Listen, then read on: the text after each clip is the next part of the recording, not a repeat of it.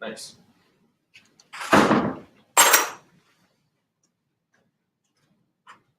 All right, Belmar question for today. What is the height of a tree when you look up at a 13-degree angle and are 130 feet away from the structure, assuming that your eye line is 5 feet high?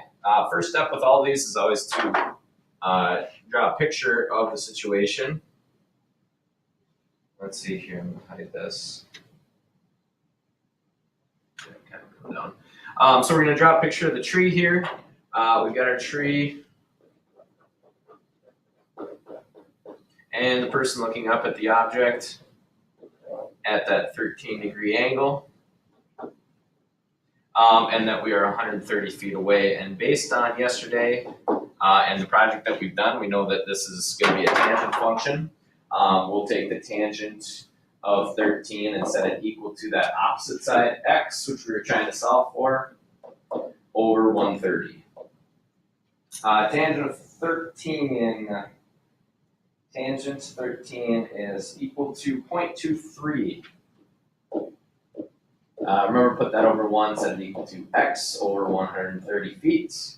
And if we take that 0.23 times 130, we're going to get the number 29.9 for x, 29.9. And again, at the end of this, we have to assume that your eye line is 5 feet high, so we're going to add on 5 feet. And we would get about, let's just estimate this as 35 feet. All right, so today we're gonna review on all of our basics for trigonometry, all the things that we need to know. Remember that tomorrow is our quiz on trigonometry, and we'll also turn in our trigonometry projects. So the flip book and the sketches are all what's due tomorrow. First thing we'll review with is just how to find trig ratios. If I'm asking, and these are kind of the three main things, we need to be able to find trig ratios, we need to be able to find angles, and we need to be able to find unknown sides. Those are the three big ones, all right? So starting with the actual ratios themselves, if I'm looking for the sine of angle A, that's the SO of SOHCAHTOA, this is going to be the opposite over the hypotenuse. So the opposite side length of A is going to be 5. And the hypotenuse is 13. All right, cosine of A, this is the CA of SOHCAHTOA. This is adjacent side length over the hypotenuse. So in this triangle, our adjacent side is 12 over the hypotenuse, which is 13. Remember, this is just writing out the ratios. And tangent of A, this is the TOA of SOHCAHTOA. That is the opposite side over the adjacent side. So opposite being 5 over the adjacent being 12, 5 to 12. All right, so if I'm just looking for trig ratios, all I'm doing is writing out the actual ratios, the side lengths themselves. Now, once we start to expand upon this and look for unknown sides, we need to take the time to identify those three things: the know, solve, and function. First thing that we do is identify our angle of reference, which is given here as the 57-degree angle, and then label our side lengths. Given that 57-degree angle, we're going to identify the hypotenuse first, which is the thing that we do not know. All right, this is our hypotenuse, and based on that 57-degree angle, that would make the 65 the opposite side. The last one, even though we're not doing anything with this, is the adjacent side length that's given here. So if we go through our process, then we know the opposite side. We're trying to solve for the hypotenuse. This should be a sine function. All right, so again, this is just finding unknown sides using our trig. Our process then is to find the sine of that angle, sine of 57, set it equal to the opposite over the hypotenuse. Sine of 57, when I do that on the calculator, sine 57, I get the number 0.8386. So I'm going to round that 0.84. We put that over 1 and set it equal to that opposite side 65 over the hypotenuse, which is unknown x. Important that we do it 65 over x and not x over 65, since our ratio does say opposite over hypotenuse. Then we've just got a simple proportion to solve. 65 times 1, which is going to get you 65, and then divided by the 0.84.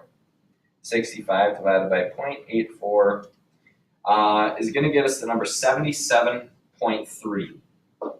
X equals 77.38, so I'm going to round that to 77.4 would be this hypotenuse, 77.4. Okay, so this is just review.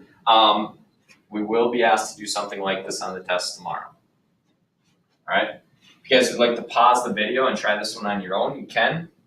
Otherwise, I'll get started in about 3 or 4 seconds.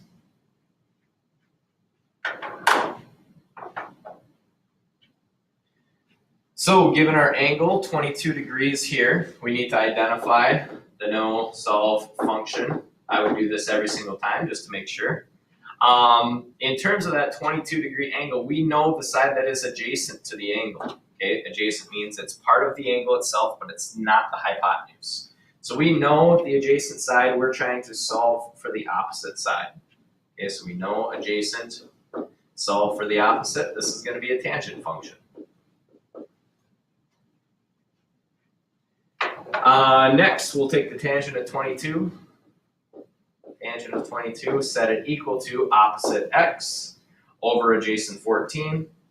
Tangent of 22, tangent 22 is equal to 0.404, so I'm going to round that to just 0.40 and put it over 1 and set that equal to x over 14. And then we multiply it, 0.40 times 14 divided by 1, which is just going to get you the same number. X should be 5.6. X 5.6. Yeah, this would be our answer. So again, this is solving for sides, not necessarily solving for any angle measures. We're solving for an unknown, and the idea is if you know an angle and you know at least one other side, you can figure out every other element of the triangle. Now, the last thing that you guys may be asked to do is figure out angles. I need to correct the typo because we know that angle C is a 90, so we're actually going to look for angle A. But this is relatively easy. If I'm looking for the measurement of angle A, I'm looking for this angle measure right here.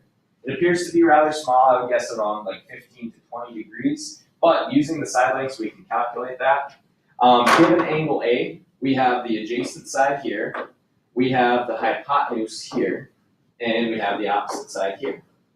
So we've got some options. If I identified the sine of A to be the opposite 4 over the hypotenuse 11.2, to figure out the angle measure, we would do the inverse sine, which is found by hitting the shift button on your calculator, of that 4 over 11.2.